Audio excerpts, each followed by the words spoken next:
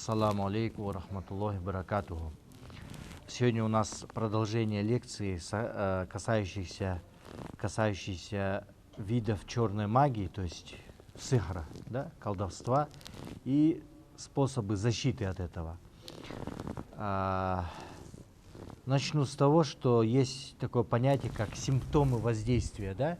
Как можно узнать, есть ли у вас порча, то есть сихр, или с глаз сильный, да? В первую очередь, конечно, есть общие симптомы, которые делятся на два вида. Это физические и так называемые психологические. К физическим относятся конкретные ощущения. Если, допустим, вы здоровы и вдруг, то есть клинически у вас по-медицински все нормально, и вдруг начинается, допустим, появление следующих симптомов физических. Допустим, частая сильная головная боль, но эта головная боль отличается от другой, от простуды или там когда есть остеохондроз, тем, что эта боль чувствуется в разных частях головы. То здесь, то виски, то сзади, допустим, да? Частая головная боль. Это как приступообразная, да? Одновременно, вот повторяю, одновременно вы чувствуете ночью, часов так где-то ближе, после 12 ночи, ближе к часу, к 2 часам ночи, когда чувствуете сильное вдруг сердцебиение, как будто сердце начинает резко работать, да, стучать прям, да, как вырваться готово, да, прям сильное сердцебиение. Или, допустим, потливость, резко вдруг начинаете потеть. Или, допустим, чувствуете в ногах, в конечностях или в руках, но в основном это в ногах. Как будто нога горит, ноги горят, как будто там вот такое жжение идет, да, теплота с ног сильная такое, да, как волнообразно идет. Либо наоборот холодеют пальцы, резкое похолодание, как будто морозит, да, допустим. Вот. А потом чувствуется, допустим, неудобство или как будто тяжесть на спине, особенно вот эти части, вот, где между лопатками или где шея, да, как будто тяжесть, как будто неприятное ощущение сдавливания, да, между лопатками. Это все физические признаки. Или, допустим, у вас начинает меняться лицо. Иногда бывает где-то подкашивание рта, да, допустим, да, моргание глаза, да, допустим, или меняется цвет лица, он становится таким желтоватым, допустим, да.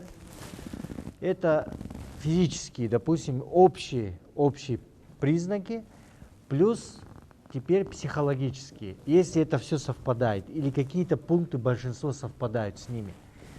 Психологически относится это, в первую очередь, ощущение какого-то страха необъяснимого. То есть у вас нет причины, без причины страх, похоже на панику, да? А также ощущение очень сильное одиночество или тоски. Кабат называется, тоска, да? Да? Полностью очень сильная.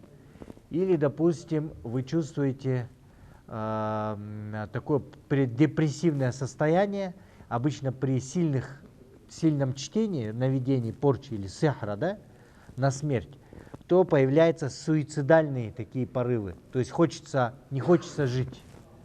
Или хочется резко плакать вдруг, да? Сильно плакать просто. Не хочется жить. Вы избегаете людей. Или наоборот, допустим, вы чувствуете страх остаться одному. Либо наоборот, хотите одни быть в комнате. Или наоборот, избегаете, да, вот этого одиночества, боязнь одиночества. Вот. И следующее, допустим, что мы иногда сталкиваемся часто, это беспричинные порывы злости или ненависти. Обычно называется сихру тафрик. Это один из видов, когда наводится, например, порча наводится между мужем и женой, или сыном и матерью. Когда, например, у человека появляется беспричинная ненависть к жене, или наоборот к супругу, или к матери. Да? Вот. В основном это делается между мужским и женским полом. Сихру тафрик называется. То есть сихр с целью разрушения семьи. Или человек, мужчина, обычно, если это мужчина, теряется интерес к своей жене, да, как мужчина, да, вот он, например, слабость. Также есть такое понимание, как слуховые галлюцинации. То есть обычно есть, как будто вы когда вы дома один, и, допустим, дома, когда один остаетесь, как будто вас кто-то зовет, да? Например, Эрмек, оборачивайтесь, никого нет. Или перед сном полусонное состояние, как будто сквозь сон вас зовут, да? То есть называется уже сехар с использованием галлюцинаций, слуховых, да? То есть как будто вас кто-то зовет или вам кажется что-то, да? Вы теряете память. Иногда не можете вспомнить что-то, куда положили предмет. Не можете вспомнить, где как будто положили, да? То есть вот провал такие памяти резкие, да, происходит. Также существует и связь со сном. То есть сновидение. По сновидениям вы можете судить, если у вас сехар, магия на вас навели порчу, или у вас даже, или глаз, да? То есть по сновидениям. Потому что Аллах Субхану ва Тааля показывает через сновидения. И обычно в сновидениях появляются, ну как бы необъяснимые ужасы, да? То есть погоня в основном. Погоня во сне. Падение с высокой высоты, когда вы постоянно падаете, куда-то летите вниз. Или, допустим, как будто ветер вас подхватывает, куда-то уносит. Но в основном признаки, такие же признаки, которые я рассказывал до этого, это появление во сне черных змей, или змей вообще, или черной собаки. Преследование стаи или собаки злые, черные, когда на вас нападают, да? Или показывает Аллах Субхану ва Тааля, иногда показывает самого места, где сделан сахар, да? Я один раз помню, был такой момент, когда одному человеку Аллах Субхану ва Тааля послал во сне, после того, как начал лечение, на себя рухью читать, на него начал читать рухью из лечения по шариату. Ему во сне сразу Аллах Субхану ва Тааля на определенный день показал место, да? То есть было показано место, но мы мы оставались в сомнении, пока не пошли по тому месту, где был спрятан сахар. Это была могила. В могиле определенного, потому что это было связано с его родственником, близким. И на этой могиле нашли воткнутую куклу. Воткнутая кукла сделана из ниток, да, проткнутую разными этими, как его, там бхачихы были, да, всякие, кость, и на ней, то есть привязан сахар был к этому, да, именно на могиле. Иногда Аллах Субхану ва Тааля показывает даже, кто делает исполнитель. Я просто приведу пример.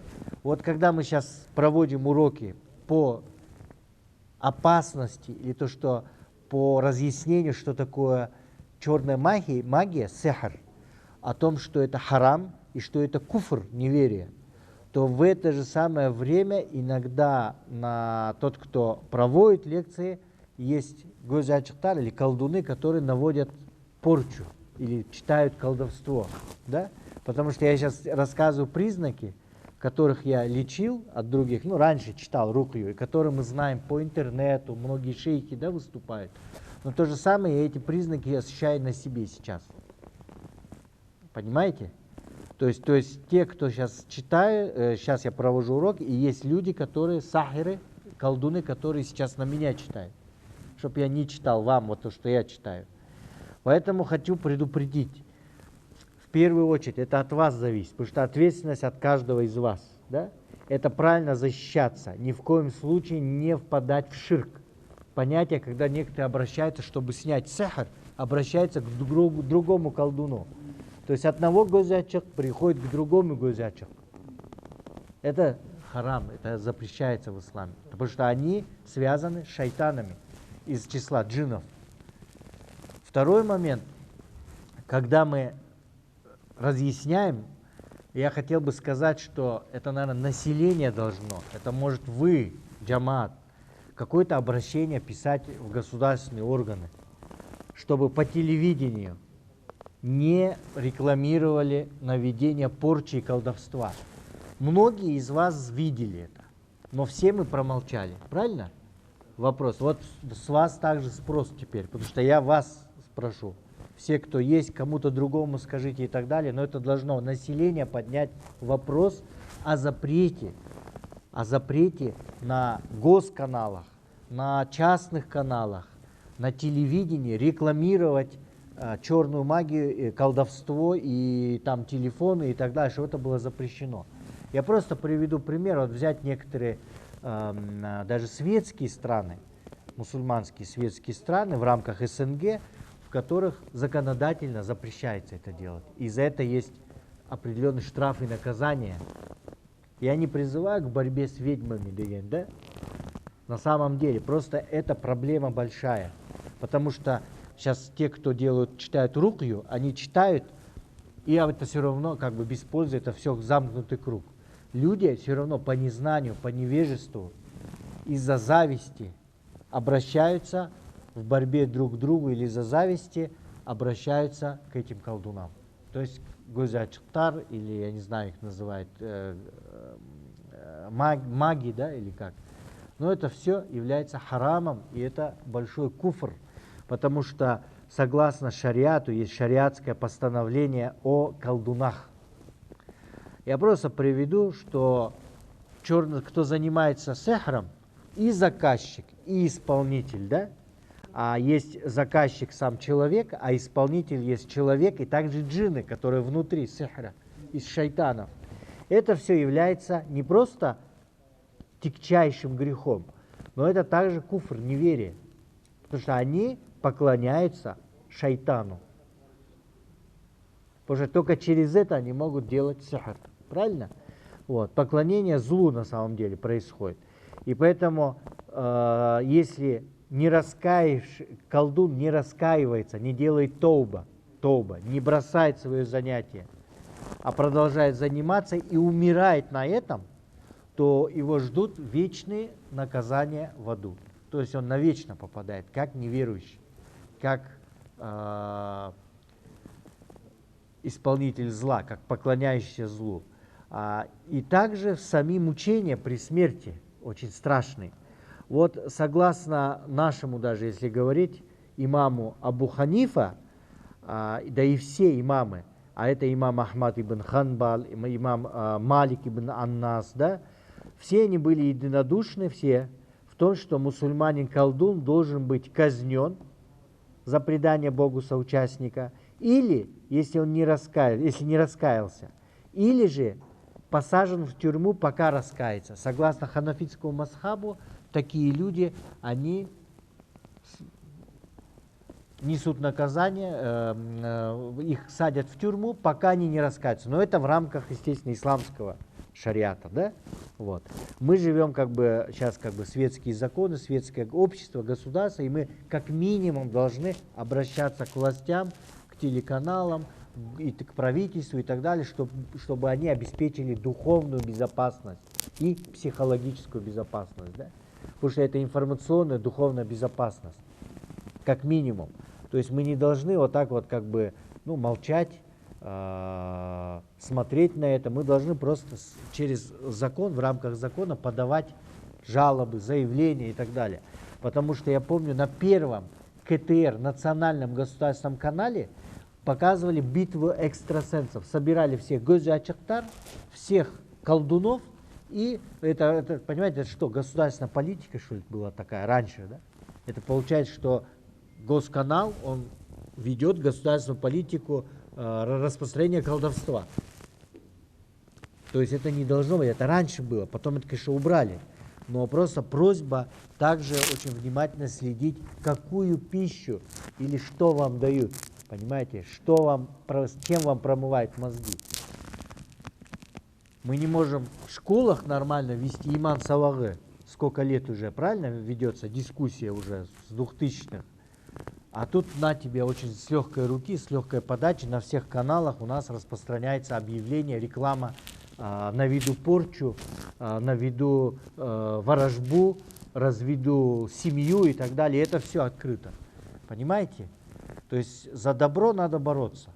Добро просто так не дается. Зло, оно легко творится. И поэтому на вас, на каждом мусульмане тоже ответственность. Не только мы должны говорить, но и также вы должны поддержать. Правильно? То есть это все пишется заявление, и, пожалуйста, нужно, необходимо с этим в рамках закона как бы это прекращать все. Потому что ислам, да не только ислам, православные, христиане, иудеи, все они сурово порицают колдовство. Я просто приведу пример, когда имамы ислама, и даже к ним присоединились христианские священнослужители, там, иудеи и так далее, которые вышли против колдовства официально. Выступление и осуждение. У них то же самое, это куфр считается, но по-ихнему, да? Вот. То есть в целом я говорю к тому, что колдовство, оно порицается из-за смуты, фасад, да? Смута, фитна, которая распространяется в распространении язычества. Потому что колдовство это есть один из, можно сказать, основных каналов распространения ширка, язычества, да, и порчи среди людей, среди общества. Вот. Поэтому, мне кажется, главной обязанностью также государства, государственных органов является обеспечение информационной, духовной безопасности своих же граждан от распространения этой нечисти. Да? Вот. Я так скажу, что просто мы опишем тех колдунов, которые сейчас, в данное время, работают и наводят порчу и занимаются этим. О том, что не раскаявшийся колдун, который не раскаялся, не сделал тобу, в любой момент он может, Аллах его может возвратить к себе. То есть я имею в виду, в любой момент может прийти его аджал, да? И если он не раскаивается, то его предсмертная агония очень страшная, потому что ангел смерти, маляйкаль маут, да, малькаль маут, он забирает душу колдуна со страшной болью. Он забирает ее, цепляя вот как колючкой, да, душу, и начинает тянуть ее, да, с пальца ног до гортани, да. И когда только дотягивает, он бьет молотом и обратно загоняет ее. И это есть теория относительности. Перед нами, кажется, человек умирает 5 минут, а для самого умирающего как будто вечность проходит, это 500 лет как будто. И так происходит 70 тысяч раз и более. Есть признаки, по которым можно определить, как умер человек. Один из признаков: человек умирает, меняется сразу цвет кожи, становится черным. Не успевает часы пройти, несколько часов человека изменяется маска лица. То есть как будто другой человек, которого вы знали, как будто другой умер человек, изменяется. Сразу появляется неприятный запах. Глаза, если открывать, они как будто находятся под толстым стеклом. Мутные, да? Как будто под толстым таким вот. Становятся мутные глаза. И они приобретают в основном голубовато-серый цвет. Это признак плохой смерти. Вот. То есть я имею в виду, что в любой момент может прийти смерть. И поэтому в Коране Аллах Та'аля говорит: «Я юхаллядина аману», о вы, которые уверуете, «Иттакуллаха хакка тукатихи, валя тамутунна илля ва антум муслимун». О вы, которые уверовали, бойтесь всеми силами Аллаха Субхану ва Тааля и не умирайте только как вы мусульмане. Поэтому на наших делах, в наших намерениях должны быть правильные намерения, правильные дела ради удовольствия Аллаха Субхану ва Тааля. И говоря, возвращаясь уже к симптомам колдовства, как я уже сказал, основной вопрос: чем отличается, допустим, сглаз. Первое. Есть сглаз, тот, который делается по причине зависти, когда человек завидует другому. Есть некоторые обладатели такого глаза, да, называют, это зависть. Есть сглаз непроизвольный, то есть когда вас хвалят просто с хорошими намерениями, да, но эта хвалебность, она может затронуть ваше имущество, вас самих.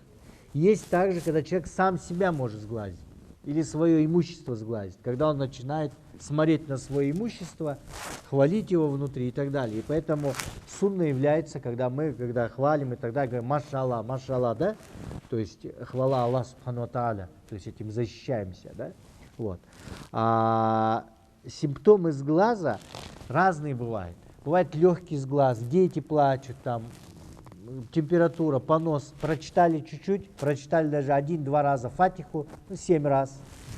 Кул хуаллаху ахад, кул аузу бироббил фалак, кул аузу бироббин нас по 3 раза, и все, и у ребенка ничего нет. Но есть глаз, который не от людей. Есть глаз от джинна. Когда, допустим, шайтан из числа джиннов, допустим, ифрит, да, один из сильных видов, да, джиннов, когда начинает завидовать. Бывает у них тоже, потому что они завидуют. И тогда это очень сложный, тяжелый сглаз бывает. Бывает то, что мы говорим, сглаз, когда человек завидует, допустим, да, вашей удаче, вашему виду, вашему имуществу, вашему семейному положению, да, когда зависть, да, то есть человек завидует с намерением, черная зависть, да, чтобы у него это было, а у вас это не было. Понимаете? То это тоже может касаться непосредственно, да? И поэтому в этом случае читается рухья. Рухьи бывают разные, которые переданы нам от пророка Мухаммада саллаллаху алейхи вассалям, да? Допустим, самые простые рухьи, например, Аллаху яшфик, бисмилляхи аркик. Пусть Аллах тебе вылечит тебя, да, шифа даст. Читаю эту рухью с именем Аллаха. Мин кулли дай улик. От каждого болезни или от каждого заболевания пусть Аллах тебя вылечит, да? Которая дает болезнь, приносящая зло или трудность, да, заболевание. Мин кулли шаррин. И от каждого зла. Мин кулли диль айн. И от каждого глаза, да, или с глаза. Или некоторые разные руки бывают, да? Форма одна. Бисмилляхи арких, Аллаху яшфик. И так 3 раза, допустим. То есть очень много видов. Но самое главное, когда наводят порчу, колдовство, есть 2 ситуации. Когда в вас еще не коснулась порча или колдовство, или с глаз, и когда уже коснулось. Вот когда не коснулось, что нужно делать? Это называется уже меры защиты или профилактики. Так как очень много распространяется сейчас сихра, колдовства, то нужно заранее уметь защищаться. Какая защита для мусульманина? Естественно, желательно ходить постоянно с даратом, с омовением. Ни в коем случае не ходите, когда у вас джунуб, то есть гусла нету, да? Как минимум, хотя бы, чтобы гусл был. Но желательно дарат. Второй момент. Частое поминание Аллаха субхану ва тааля. Это зикр и это чтение Корана. Коран не так вот просто читайте, а, допустим, я просто приведу пример. Допустим, когда наводят порчу, ее наводят на времена тоже, да? Время. Допустим, она начинает работать в ночное время, ее обновляют постоянно, да? Где-то после 12, в 2 часа, в 3 часа, да? Перед утренним фаджр, азаном. И поэтому обычно атака через джиннов, да, идет именно в ночное время. Бывает после асра, когда заходит солнце, да, да, перед магрибом. То есть между асром и магрибом, да, примерно так. То есть в это вот, когда само солнце. Бывает, например, при восходе, то же самое. То есть это и в 12 часов, когда солнцестояние идет. Именно вот лучше всего днем, рано утром, как проснулись, где-то ближе к обеду, да, можно после намаза, и обязательно перед сном. Много-много читать аят аль-Курси. Почему я говорю? Потому что аят аль-Курси знают все. Все знают Фатиха, все знают суру Ихлас, Фаляк и Нас. Многие, потому что мы используем это в намазе. И читать надо, например, можно по 7, по 33 раза, но так я скажу. Читайте долго, да? бывает часами, можно час, можно два, сколько сможете в это уложиться, да? Но читайте долго, тот же аят аль-Курси. Какие признаки? Если вы, например, слушаете Коран, начинаете читать, именно, например, аят аль-Курси, там по 30, 40, 50, 70 раз, ну много, долго, да? Сначала ничего, потом через какое-то время, как вы прочитаете, уже полчаса будете читать, у вас начинают появляться симптомы. Какие? Это зевота, раз. Это зевота со слезами. То есть должны идти думу, да, то есть слеза. Начинает чуть гореть спина. Начинает иногда, как будто здесь у вас электричество проносится, да, как будто накаленно, да. Вот. Это означает, что у вас есть порча или сглаз. Понимаете? То есть это проверка просто. Второе — это защита. Если ничего нету, можете меньше читать, но защищайтесь. Разные есть дуа. Например, Бисмиллахи ладзи ла ядурру ма исмихи шейун фил арди валя фис сама ва хуа самиуль алим. Да? Есть, например, аузу би калиматиллахи таммати мин шарри ма халак. Да? Ла хавлю ва ла куввата илля биллахи алиил азим. Да? Много дуа есть. Но я специально в 1906 году, в 1906 году, это переиздание на 2014 году было, а так первая книжка на русском языке «Потерян трон царя Сулеймана» на русском языке. А это на кыргызский перевод в 2014 году было. Специально здесь сделана книжка не для того, чтобы просто читать, а чтобы она была настольной книгой для каждого, чтобы каждый на себя читал, на своих детей читал, на свою жену читал. Здесь защита и лечение, да? Понимаете? Почему? Потому что здесь все, согласно шариату, приведены аяты Корана, которые используются во всех странах, основные, да? Потому что я основу брал за арабскую книжку, которую в Иордании еще покупал. Как читать обычно? Во-первых, извиняюсь, как защищаться? Когда мы, допустим, чувствуем что-то не то, да, например, вот симптомы какие-то, да, вы сразу начинаете читать, допустим, аят аль-Курси, долго-долго, да, 2 часа, час. Как только пошли первые признаки, да, это, допустим, головная боль начинается, признак. Слезы, зевота со слезами, да, именно. Когда зеваете, не можете остановиться, беспричинно, да, идет это. Потом, допустим, как я уже сказал, начинает спина чуть подгореть, вот эта часть, да, то вы должны продолжать это. Таким образом, вы берете уже лечение. Можете найти тех, кто читает рухья по шариату, без колдовства. То есть по шариату означает, он применяет только аятами Корана, только то, что пришло в хадисах, да, рухья, специальные заклинания. Также обычно что делается? Вы должны почистить дом. То есть в доме желательно убрать все вот эти рисунки, где человек изображен, да, ну, разные, статуэтки, да, раз. Алкоголь в доме не должен быть. Почистить, помыть дом надо. Обычно берете воду, если есть возможность, соль есть же, морская соль или соль, просто соленую воду, да, соленой водой, на нее окупки, бисмилля, ну, краткие некоторые, аят аль-Курси можно 7 раз, помыть все, попрыскать все углы. В основном весь дом, полы даже можно помыть, да, это, ну, а так углы в основном, да, вот. Также держитесь адеп. Адеп что такое? Это засыпального сна.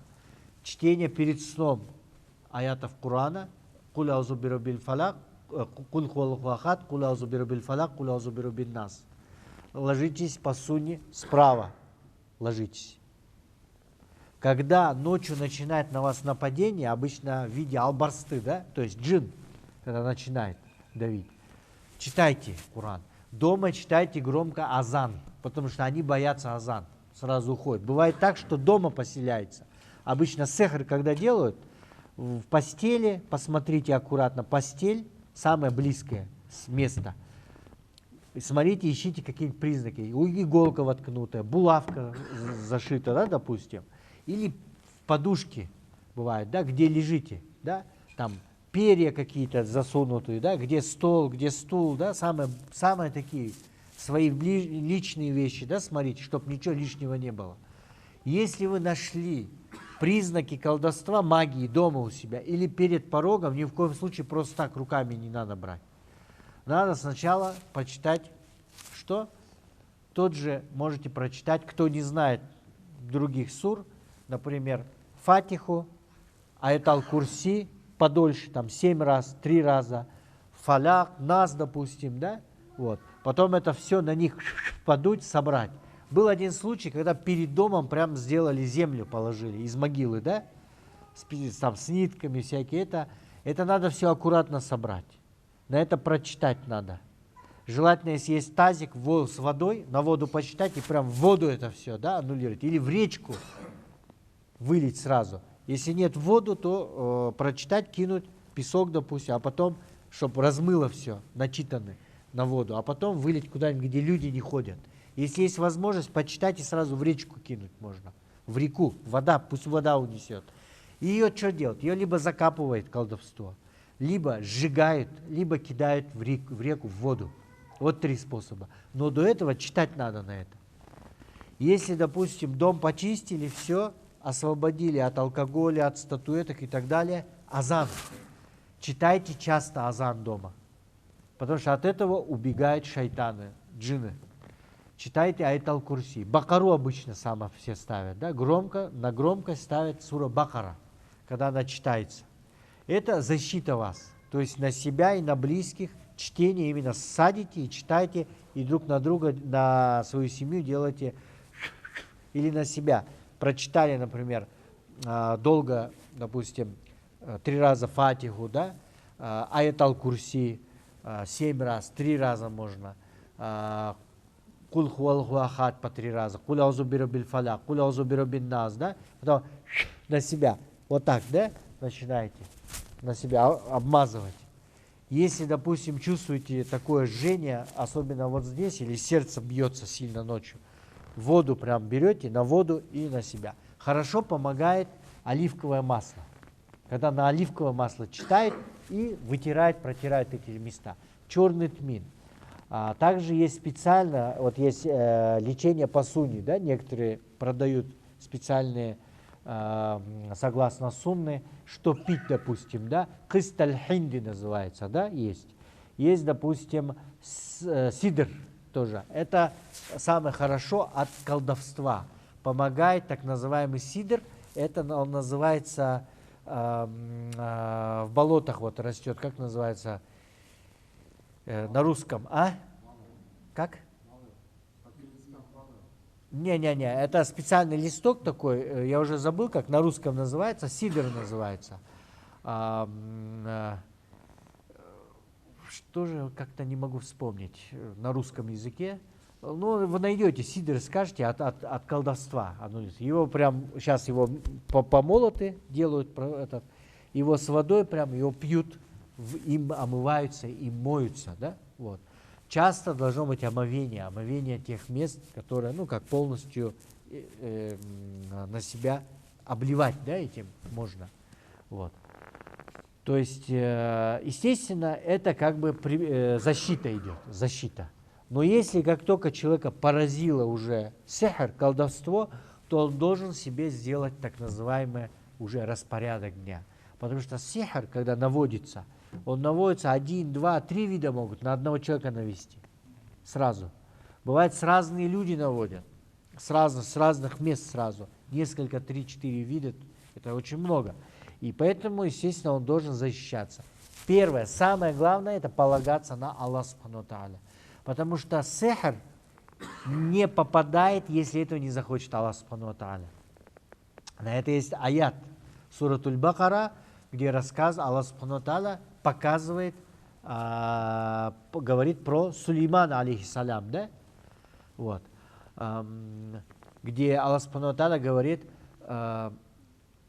وَاتَّبْعُوا مَا تَتْلُو الشَّيَاطِينُ عَلَى مُلْكِ سُلَيْمَانَ وَمَا كَفَرَ سُلَيْمَانُ وَلَكِنَّ الشَّيَاطِينَ كَفَرُوا يُعَلِّمُونَ النَّاسَ السِّحْرَ وَمَا أُنْزِلَ عَلَى الْمَلِكَيْنِ بِبَابِلَ هَارُوتَ وَمَارُوتَ وَمَا يُعَلِّمَانِ مِنْ أَحَدٍ حَتَّى يَقُولَ إِنَّمَا نَحْنُ فِتْنَةٌ فَلَا تَكْفُرْ فَيَتَعَلَّمُونَ مِنْهُمَا مَا يُفَرِّقُونَ بِهِ بَيْنَ الْمَرْءِ وَزَوْجِهِ وَمَا هُمْ بِضَارِّينَ بِهِ أَحَدٍ إِلَّا بِإِذْنِ اللَّهِ.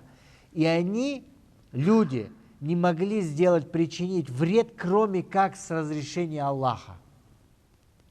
Понятно? Вот я просто все процитировал, но конец этот, да? Только с разрешения Аллаха мы заболеваем.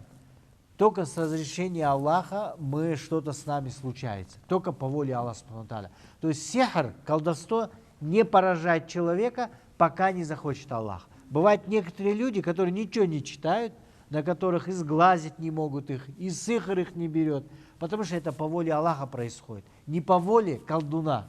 Потому что колдун, он мушрик, он делает ширк. Не по воле шайтана, потому что эти законы созданы Аллахом Субхану ва Тааля. И поэтому болеющий, кого поразил сихр, самое главное, это его иман. Он должен полностью понимать, что это испытание от Аллаха Субхану ва Тааля, что сихр его поразил только по воле Всевышнего, что он должен, значит, пройти это испытание. А поэтому полагаться только на Аллаха Субхану ва Тааля и ни на кого больше. Даже тот, кто читает на вас рукью, он не лечит, он является причиной. Это то же самое, как человек заболел, кто-то верит в таблетку, что таблетка спасает и лечит. Он, значит, предает Богу соучастника. Но мы, верующие, должны верить, что Аллах лечит нас, но через эту таблетку. Потому что эта таблетка является причиной всего лишь, а не излечителем. Да? Поэтому намерения должны быть, правильное понимание, да? Как относиться к лечению в целом. Естественно, второй момент – лечиться только разрешенными способами, только аятами Корана. Да? В Коране Аллах Субхану ва Тааля говорит: «Иннаху лейса лаху султанун аля аллазина аману ва аля раббихим ятаваккалун». Поистине у него, у шайтана, нету над ними, над теми, кто уверовал, власти. То есть нельзя бояться сахира, кто делает сихр-челар. Некоторые боятся. Говорят, его подальше. Кстати, гозячик кто-то там, лучше не выступай, лучше не говори, наведут порчу. Коч, не надо. Нет, мы не боимся, потому что мы знаем, что мы принадлежим к Аллаху. Инна лилляхи ва инна илейхи раджиун. От Аллаха и к Нему наше возвращение. Кого мы еще будем бояться? Кроме Аллаха. Только Аллаха. И от Него мы зависим. А колдуны, которые занимаются, они нас должны бояться. Потому что в Коране Аллах уже сказал, нет у него, у шайтанов и его войска. Потому что шайтан не один, у него есть потомство, есть люди-шайтаны, и есть джинны-шайтаны. Среди людей тоже есть шайтаны, и среди животных даже. Да? Те, которые не повинуются Аллаху Субхану ва Тааля. То есть войско шайтана. Нет у шайтана и его войска власти над теми, кто уверовал. «Ва аля раббихим ятаваккалюн». Почему? Потому что «Ва аля раббихим», и они на Аллаха полагаются. То есть мы полагаемся на Аллаха, а не на шайтана, и не на людей, и не на таблетку. Поняли, да, смысл? То есть самое главное это. Второе, некоторые думают, что определенные только аяты можно читать. Можно читать хоть что. Если человек сильно верит, если человек сильно полагается на Аллаха, если он мухлис полностью, да, перед Всевышним Аллахом, то ему хватает иногда одной ихлас. А я видел человека, который никогда ничего не лечил, ничего, и человек был другой, поражен сыра, масру был, да, в нем джин сидел, да.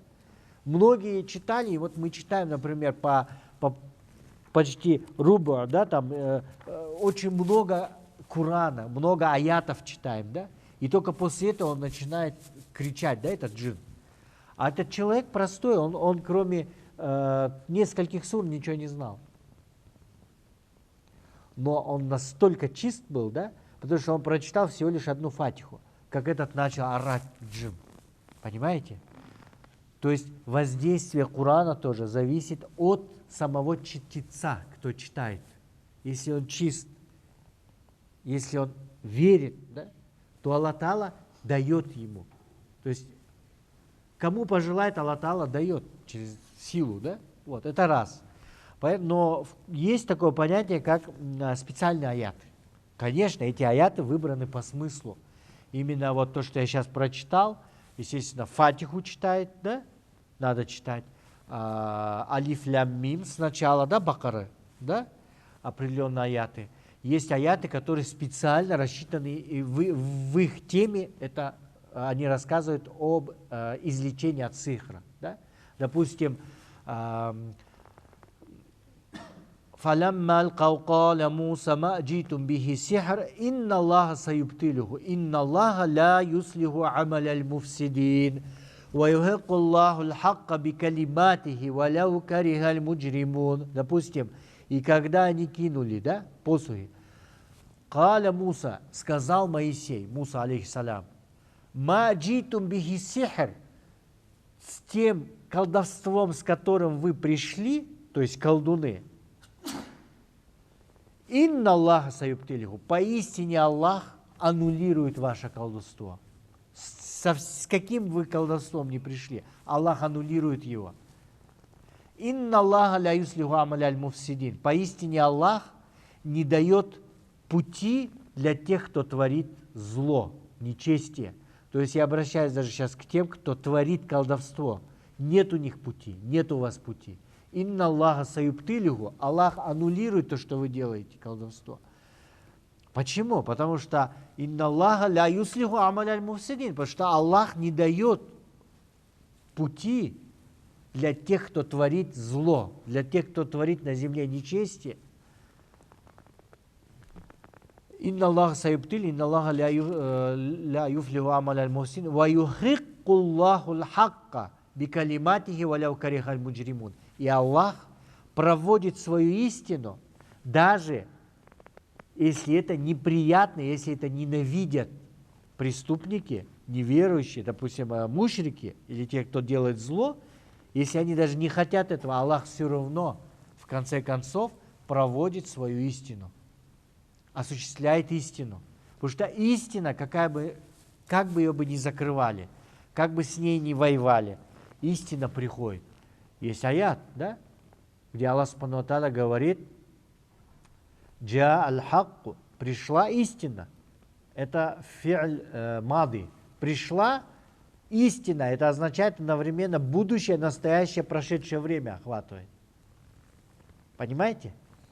Пришла истина, она охватывает смысл этого. Пришла истина, охватывает все времена. Прошедшее, настоящее пришла уже и будущее. Джа аль-хакку. Ва захака аль-батиля. Инна батиля кана захука. Пришла истина и исчезла ложь. Поистине ложь исчезающая. Это закон, это правило, которое установил Аллах Субхану ва Тааля. Это тагдир. Предписано все равно злу исчезнуть. Понимаете? И оно всегда исчезает, и всегда приходит истина. Вот. Поэтому, когда мы лечимся, мы не должны бояться ничего. Только полагаться на Аллаха Субхану ва Тааля и читать. Нужен труд. Не просто так, ну я надеюсь, и ничего не буду. Нет, сначала привяжи верблюда, а потом надейся на Аллаха Субхану ва Тааля. То есть должен быть что? Тадбир, абадин, таваккуль. То есть сначала сделай, а потом таваккуль делай. Что делать? Читать надо. Читать на себя. Это чуть-чуть трудная работа, но это испытание. В плане того, что тот, кто масхур, тот, на кого почитали, сихр сделали, он должен уделять внимание, постоянно быть в дарате, стараться хорошие дела делать, стараться зикр много Куран читать, да, перед сном особенно, ночью, утром, днем, да, а это Аль-Курси много раз читать, много аятов читать, да, поскольку он знает, да, сколько он знает, столько читать. И Аллах Субхану ва Тааля уже будет защищать. Все. То есть, вот пример приблизительно так. Здесь, допустим, в книге у меня много способов, видов, потому что магии разных много, но это для специалистов. Специалист только определяет постепенно по виду, какой у него сихру тафрик. или сехру ташамуль, да, или сехру там еще виды, то есть или это на раскол между мужем и женой, или сихр наведенный с целью, чтобы женщина не рожала, такие есть тоже, или сихр сделанный, допустим, на галлюцинации какие-то, да, определенные, чтобы человек лень появляется у человека даже, да, то есть очень много видов их, да, в зависимости от направления. Но все это испытание, и это все иллюзия, да, потому что человек, да, проходит сильные испытания извне, понимаете, если на него воздействие идет извне, сихр, он бывает так, что теряет чувство времени иногда, как будто во сне живет. Один из признаков, кстати, порчи, то, что человек как будто не проживает эту жизнь, а как будто во сне все проходит, да? Один из видов. Вот. Поэтому старайтесь защищаться. И тем, кто вспоминает часто Аллах Субхану ва Тааля, он одновременно очищает ему сердце. Другая сторона. Аллах Субхану ва Тааля очищает сердце. Читайте часто Коран. Не потому что есть один из больших признаков приближения часа, когда от Корана ничего не останется. Он только будет украшением. В мечетях книга будет стоять, или в домах у нас все Коран стоит, но мы его не открываем. Мы только во время урузо иногда чуть-чуть где-то приоткрываем. Я просто это замечаю, да, это есть. Да, так и есть на нашем примере. Да? Вот.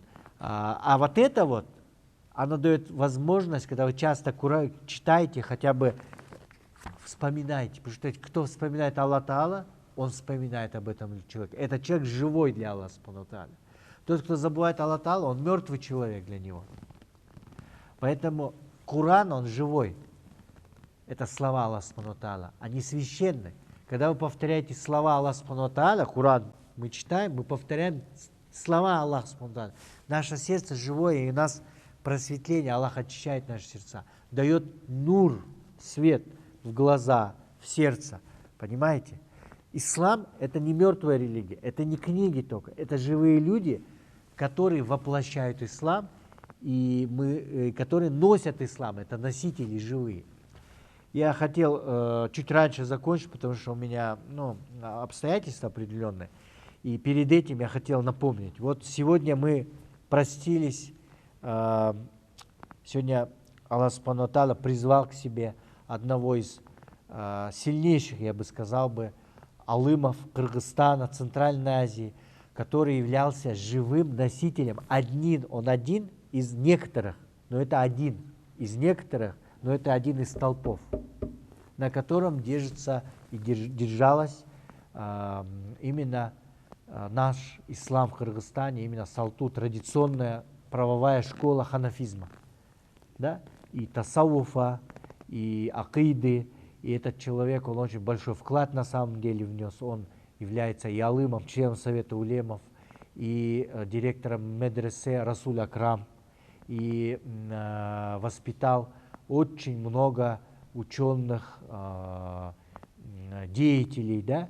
Его учеником являлся также наш уважаемый Чувак Аджи Джалилов, да? Аллах ярхамуху. Вот сегодня он ушел. То есть мы говорим о том, что мы потеряли очень большую потерю. Это один из признаков конца света. Когда Аллах Субхану ва Тааля будет забирать знания. Когда пророк, саллаллаху алейхи вассалям, спросили о знании, он сказал, как может Аллах забрать знания? Когда он будет забирать своих ученых, которые носят эти знания. Понятно? Поэтому мы должны думать о знаниях, о живых людях, которые носят знания. Потому что те, кто среди вас, алымдар, имамдар, они есть носители знаний. И если их не станет, некому будет учить ваших детей и вас самих напоминать. И учить ваших детей, что такое правильный путь, что такое заблуждение. Некому будет говорить ни правительству, ни правителю, ни простым людям их ошибки. Потому что мы для этого, алымдар, для этого и должны делать, этим заниматься, призывать и показывать, и учить. Потому что мы отвечаем за эту умму. Также. Понимаете? Вот. За вас всех. Поэтому мы разъясняем и должны объяснять это все. Поэтому, заканчивая наш короткий урок, Самое главное, не бойтесь, читайте. Полагайтесь на Аллах Субхану ва Тааля. И Аллах защитит. Потому что в Коране Аллах Субхану ва Тааля говорит: «Валлаху хейру хафиз, ваху архамур рахимин». Аллах, Он лучше тот, кто защищает. И Он милостливый, милосердный. И сделаем, давайте, дуа за нашего устаза, за нашего шейха Сабыр Молдо, да? Хорошо? Да, аминь. Аллахумма, Аллахумма, Аллахумма, ахфирлаху, Аллахумма, Аллахумма, адхили, Аллахумма, амдука Сабыр Молдо иля джаннатук, Аллахумма, атилляху джаннат аль-фирдаус, Аллахумма, нас'алюка, Аллахумма, ляху манзиля мин аль-хейр аль-маназиль. اللهم وات له نورا في قبره اللهم وات له درجات العليا في الجنة وارحمه الله فإنك أنت أرحم الراحمين آمين برحمتك بسم الله آمين